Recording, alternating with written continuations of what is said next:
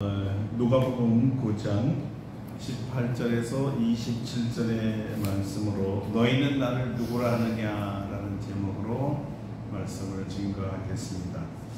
오늘 이야기는 소위 가이사랴 빌립보서의 신앙 고백입니다. 오병이어의 기적을 일으킨 바로 후의 이야기입니다. 누가는 예수께서 따로 기도하실 때라고 했는데요, 마태와 마가는 이 말이 없습니다.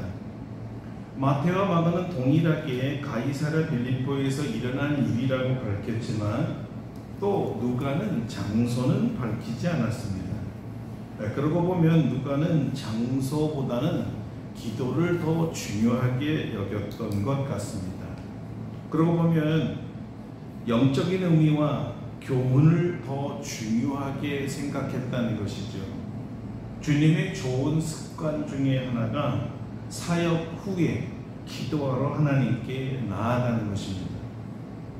하나님의 뜻대로 사역을 잘 감당했는지 아니면 자기 마음대로 했는지 점검하고 반성하고, 그래서 하나님의 뜻대로 했으면 칭찬을 받을 것이고 또 반대로 하나님의 뜻대로 순종하지 않았으면 책임을 받고 또 책망도 받고 고치기를 원했던 것입니다.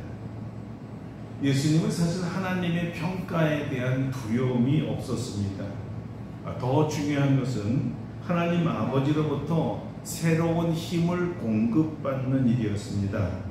하나님으로부터 지친 마음을 치료받고 회복하고 다시 충전하는 시간, 바로 그것이 기도지요.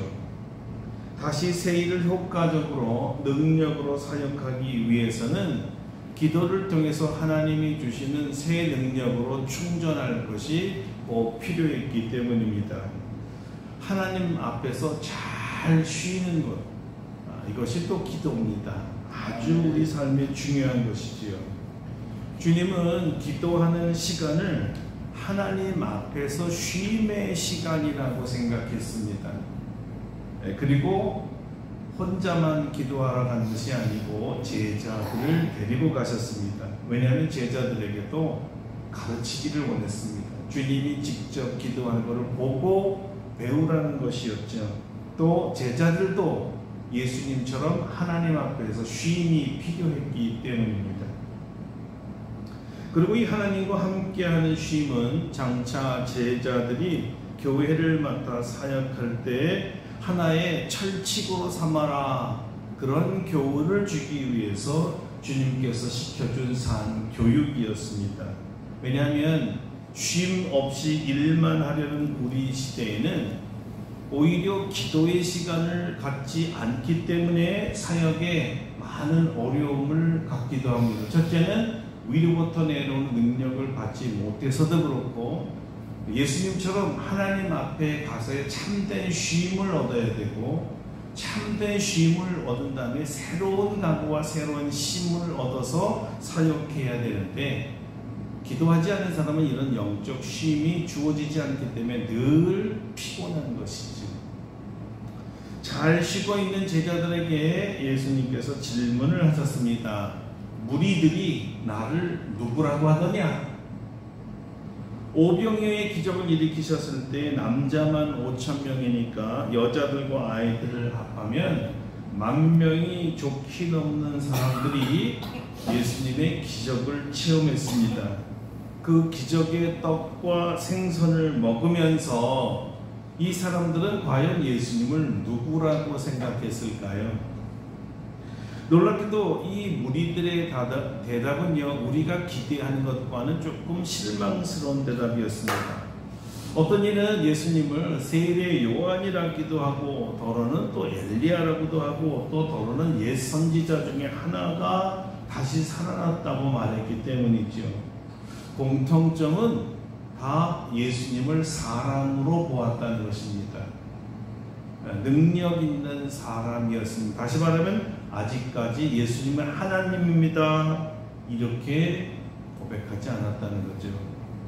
옛 선지자 한 사람인 엘리사는 떡 20개로 100명을 먹였던 이런 기적을 일으킨 적이 있었습니다. 예수님은 떡 5개로 5,000명 이상, 10,000명을 먹였죠. 200배 또는 400배 이상의 아주 놀라운 있을 수 없는 기적을 일으키셨는데도 그 기적으로 만든 떡을 먹었으면서도 이 무리들은 여전히 그래도 하나님까지는 아직 아니지, 무엇인가 하나님 되기에는 부족한 것이 있다고 생각했던 것 같습니다. 자, 이번에는 제자들에게 예수님이 물었습니다. 너희는 나를 누구라고 생각하느냐? 세상 사람들, 무리들, 이 떡의 기적을 먹은 사람들은 이렇게 대답했는데 너희는 어떻게 생각하느냐? 그때 베드로가 말하죠. 하나님의 그리스도입니다. 근데 마태와 마가는 이 고백과 약간 좀 상이하게 기록했어요. 예를 들면 주는 그리스도시요 살아계신 하나님의 아들이십니다. 이렇게 마태 마가는 기록했습니다. 자, 그러니까 누가가 표현하지 않는 신앙 고백, 그 표현이 두 가지가 더 있었어요. 첫째는 예수님은 주님이시고, 둘째 예수님은 하나님의 아들이십니다 라는 이 고백이 누가복음에는 기록이 안 됐습니다. 그러니까 마태와 마가는 세 가지 신앙 고백을 한 셈입니다. 정리하면 예수님은 주님이시며 그리스도이시며 하나님의 아들입니다. 누가는 간단하게 하나님의 그리스도라고 했지요. 그런데 새 성서 기자가 말하는 공통점은 여전히 예수님은 하나님이십니다 라는 신앙 고백이었습니다.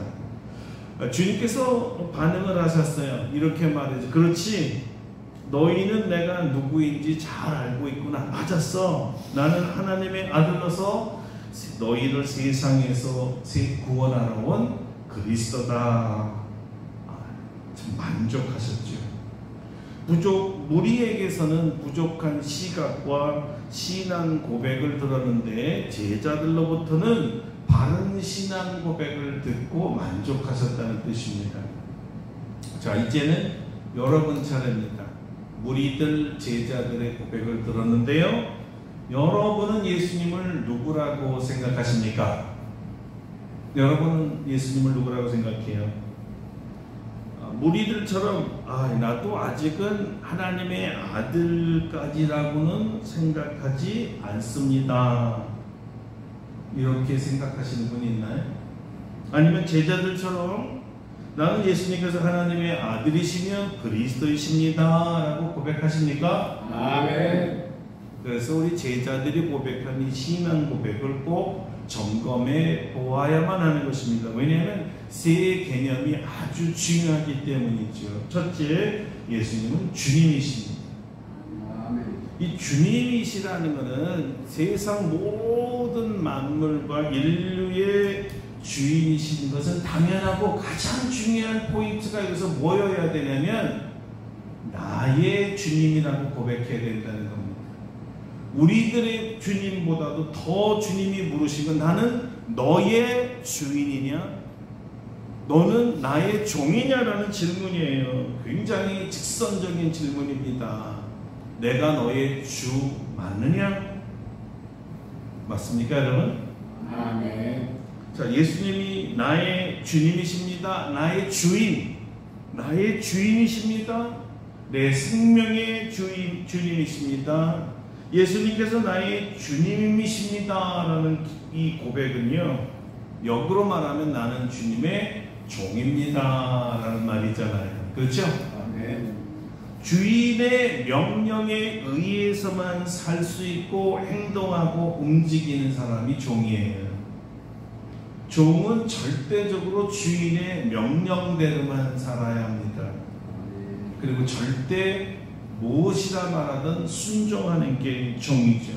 내 마음대로 할 수 없어요. 내 것이 하나도 없어요. 내 마음대로 사용할 수 있는 것이 아무것도 없어요. 시간도 재물도 모든 것이 주님의 것이기 때문에 내가 가지고 있다고 내 마음대로 써서도 안 되는 거죠. 나의 목숨, 나의 시간, 나의 재능, 나의 물질, 나의 자녀들, 내게 속한 모든 재산, 내 것이 하나도 없습니다. 다 주님의 것입니다. 맞습니까? 아멘. 왜냐하면 종에게는 소유권이 없잖아요.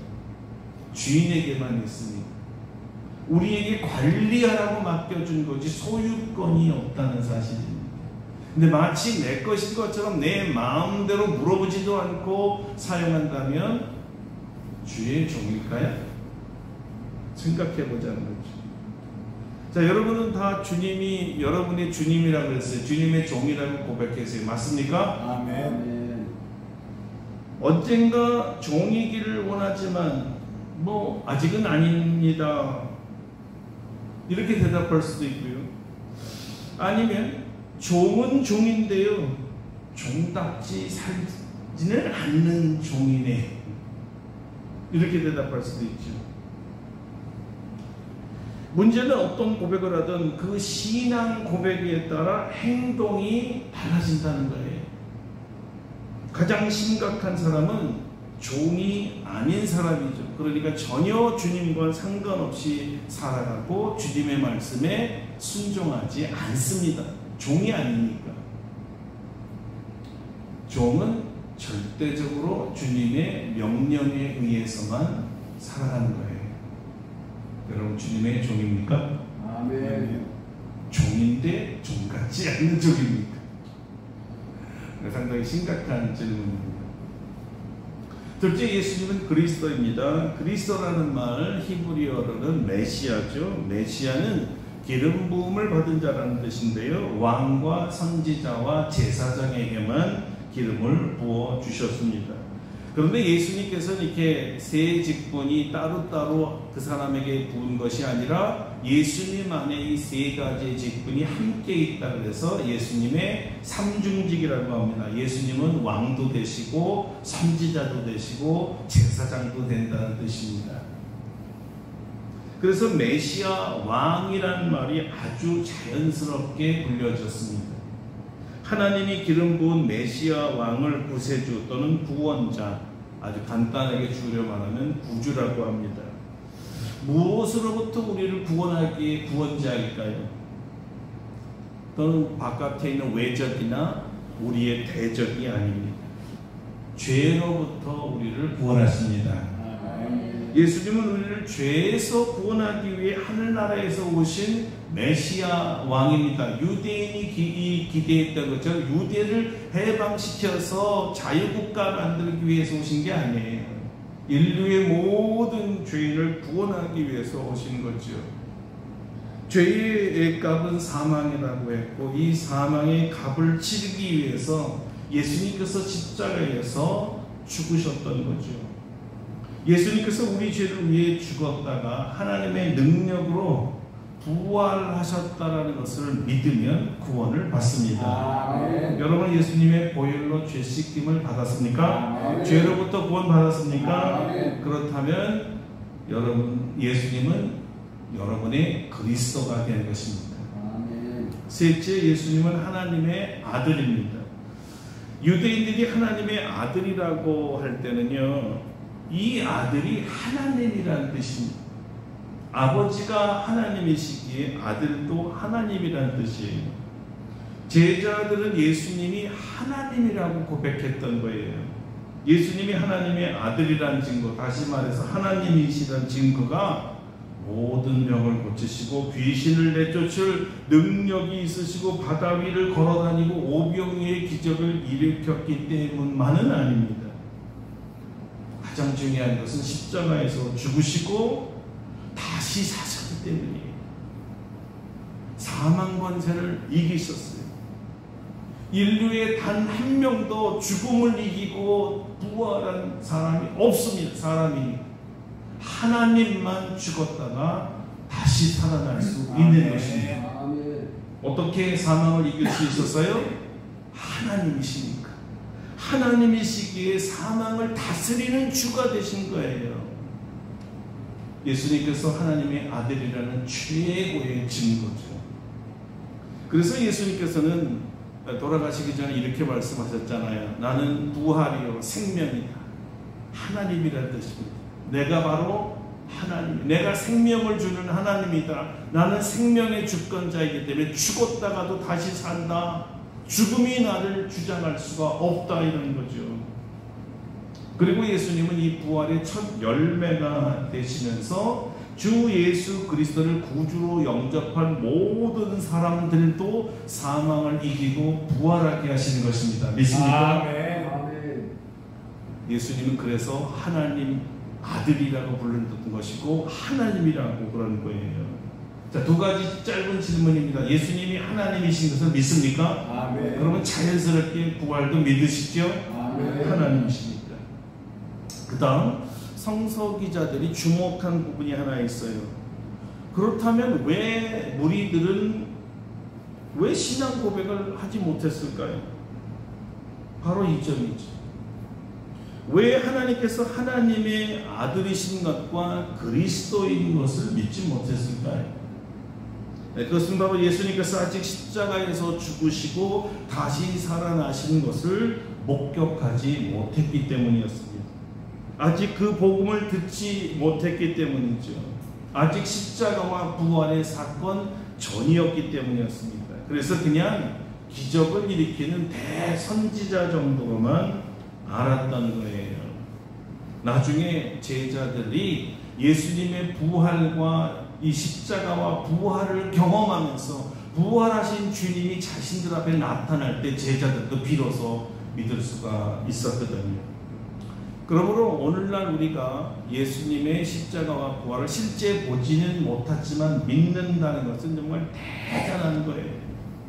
하나님이 우리에게 믿음을 주지 않았다면 이것을 믿을 수가 없는 거예요. 우리도 무리들처럼 그랬을 거예요. 큰 기적을 일으키는 대선지자, 아주 인애로운 이 인격이 훌륭한 어르신, 이 정도로 할 수도 있었겠지.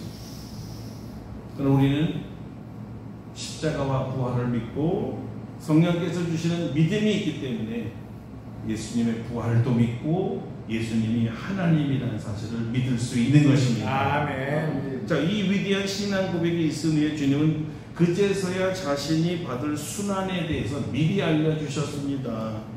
이르시되 인자가 많은 고난을 받고 장로들과 대제사장과 서기관들에게 버림받아 죽임을 당하고 제3일에 살아나야 하리라.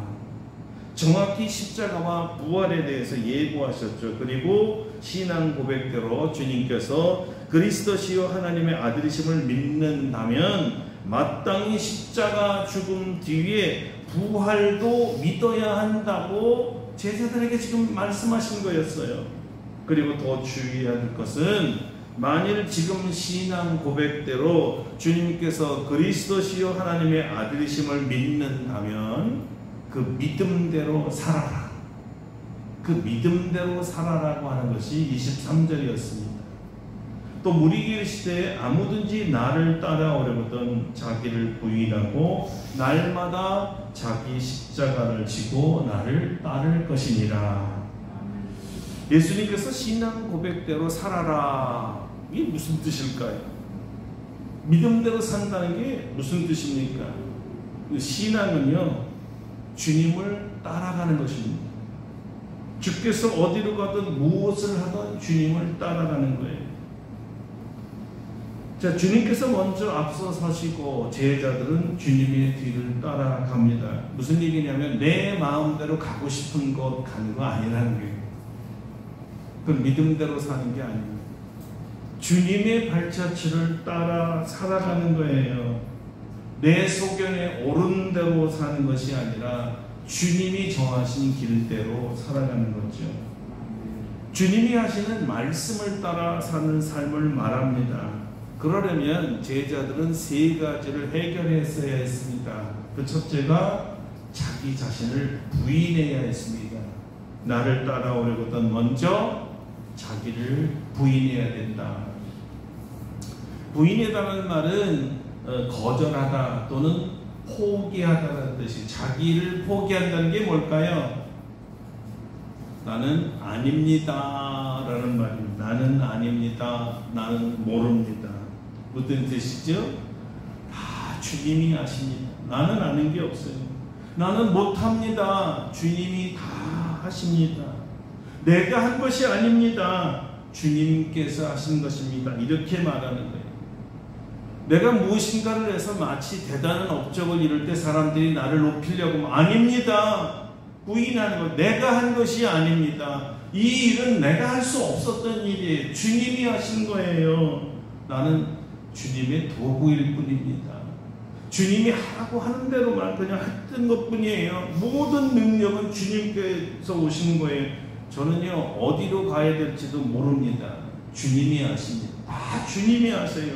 나는 그저 주님을 따라갈 뿐이에요. 나는 갈 길을 몰라요. 나도 몰라요. 주님이 지시해 주시고 이리 가라 할 때 저는 가는 사람입니다. 그래서 저는 실수할까봐 주님께 먼저 물어보는 주의 종입니다.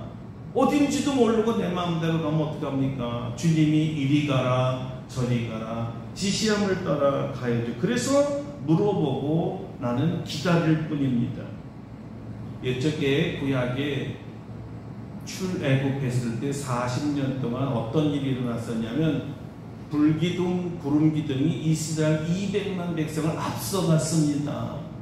낮에는 구름기둥이 이렇게 떠서 큰 구름이 기둥처럼 것서 먼저 움직이면 이스라엘 사람은 그 기둥을 따라갔습니다. 밤에는 불기둥이 있어서 환하게 200만 명이 다 보이죠. 그 정도 큰 불이. 한 명도 잃어버리지 아니하고 그대로 불기둥을 따라갔던 것이죠. 이제 그 인도자가 누구냐? 예수님이신 거예요. 예수님께서 가는 길을 예수님이 나의 주님이시여 나의 메시아여 하나님이라고 고백한다면 예수님의 발자국을 우리는 바라보면서 이리 가셨구나 발자국을 따라가는 거예요. 그러니까 우리가 먼저 아는 체하고 주님 앞장서서는 안 되는 거죠. 갈 길도 모르면서 그 길이 옳은 길인 것도 모르면서 무작정 내 마음대로 발길을 갖는다면 그는 굉장히 틀림없이 잘못될 길이고 낭비적인 삶이 되는 것입니다.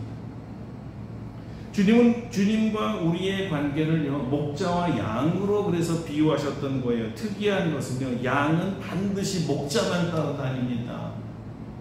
목자의 음성만 인식하고 자기 주인의 음성만 따라다녀요. 다른 사람이 와서 이리 와 아무리 오셔도요 양들이 안 따라갑니다.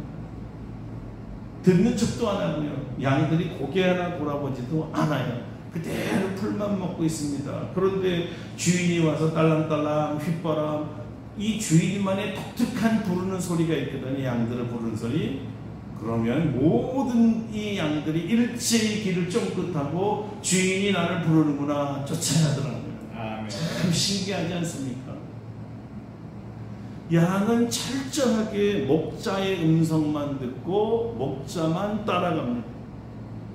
그런데 이 주님을 목자로 둔 양들은 모두 이런 고백을 하게 되어 있습니다. 여호와는 나의 목자시니 내게 부족함이 없으리로다. 그가 나를 푸른 풀밭에 누이시며 쉴만한 물가로 인도하시는도다.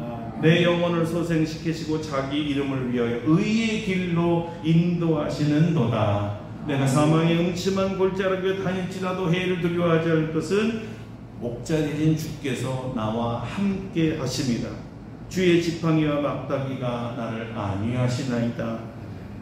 자, 이렇게 주님께서 함께 하시고 주님의 명령에 따라 사는 이 양들은 일평생 주님의 선하심과 인자하심을 경험하기 때문에 영원히 하나님 집에 살고 싶다는 거예요. 그리고 이런 자마다 외치는 소리가 있어요. 뭐라고 있을까요? 내 잔이 넘친다. 주님을 목자로 알고 따라다니는 양들의 공통적인 고백이 내 잔이 넘칩니다. 주님께서 넘치게 다 채워주신다는 거예요. 할렐루야. 아멘. 둘째, 예수님을 따르려면 이렇게 자기를 부인하고 자기 십자가를 지고 주님을 따라오라고 합니다. 자, 이제 자기를 부인한다는 말은 배웠는데 십자가를 지고 예수님을 따라오라는 말은 무슨 뜻일까요? 여러분, 십자가가 뭐죠? 죽음의 사형틀이잖아요. 십자가를 지고 따라오라는 말은 죽음을 각오하고 따라와라, 이런 뜻이에요. 예수님께서 십자가 지고 골고다 언덕으로 올라가셨잖아요. 바로 이 길이 주님의 길이고 제자들을 인도하는 곳이었어요. 이거 좀 심하게 말할 수도 있는데요, 주님을 따라간다는 것은 자기를 죽이러 가야 한다는 뜻이기도 합니다. 십자가 지고 죽듯이, 맞죠? 주님을 위해, 복음을 위해, 하나님의 나라를 위해, 교회를 위해, 하나님의 영광을 위해 자기 십자가를 지고 죽으러 가는 사람들이 예수님의 제자입니다. 아멘. 가능할까요? 이게 제일 중요한 문제지. 가능합니까? 주님께서 우리를 부르신 목적이 정말 우리를 죽이려고 하는 걸까요? 답은 네, 그렇습니다. 자기 십자가를 지고 따라가야 예수님의 제자입니다. 근데 실제로 보니까요, 예수님의 제자들은 모두 다 자기 십자가를 지고 주님을 따라갔습니다. 그가 정말 예수님을 그리스도라 믿고 하나님의 아들이라 믿는다면 자기를 부인하고 자기 십자가를 지고 주님을 따라갑니다. 어떻게 이게 가능할까요? 주님께서 십자가를 지고 죽음으로 끝난 것이 아니라 죽음을 이기시고 부활하셨기 때문이에요. 그리고 주님을 믿고 자기 십자가를 지고 따르는 자들을 다 부활시켜 주시기 때문입니다. 어떻게 가능하죠? 하나님이기 때문에 가능합니다.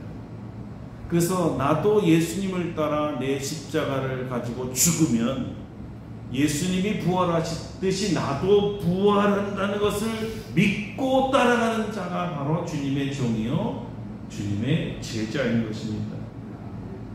양이 아니면 목자를 따라갈 수 없고, 종이 아니면 주를 따라갈 수 없지요. 제자가 아니면 선생을 따르지 못하지요. 하나님이 아버지가 아니면 자녀가 아니기 때문에 아버지를 따라가지 못하는 것입니다.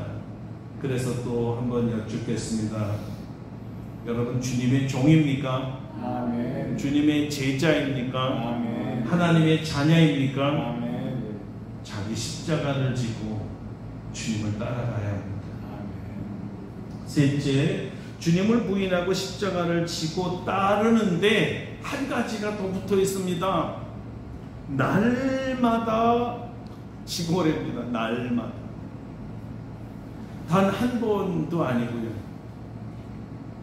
바울이 바로 이 말씀에 아멘, 순종했습니다. 그래서 부활의 능력을 알고 체험한 후에 바울은 이런 고백을 합니다. 나는 날마다 죽노라. 어떻게 이 말이 가능하죠? 날마다 죽으려면 날마다 살아나야 되기 때문에, 그렇죠?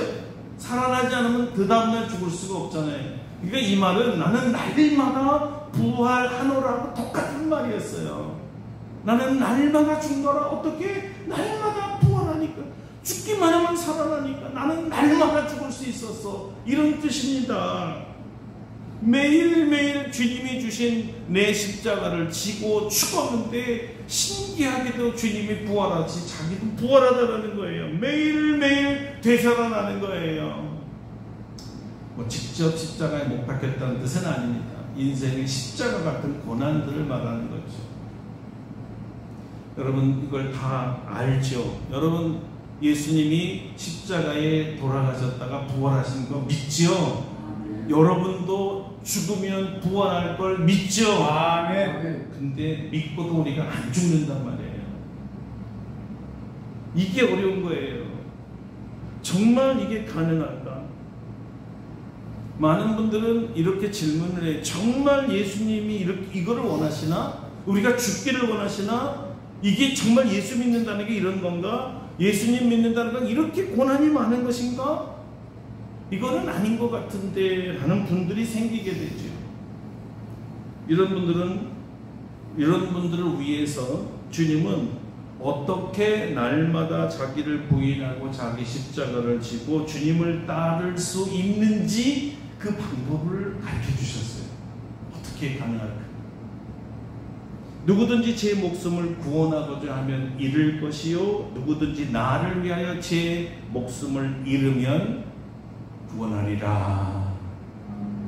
자, 여기 역설의 진리죠. 이게 역설의 진리라는 것인데요, 우리가 십자가를 지고 죽고자 하고 주님을 따르면 죽을 것 같은데 안 죽는다는 것이에요.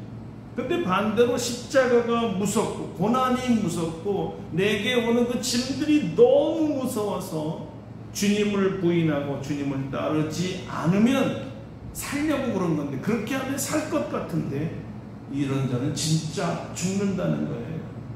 살고자 하는 자는 죽고 죽고자 하는 자는 산다. 십자가는 그러므로 죽기 위해 지는 것이 아니라 도리어 살기 위해 지는 것이라는 거예요. 역설이죠. 역설의 진리입니다.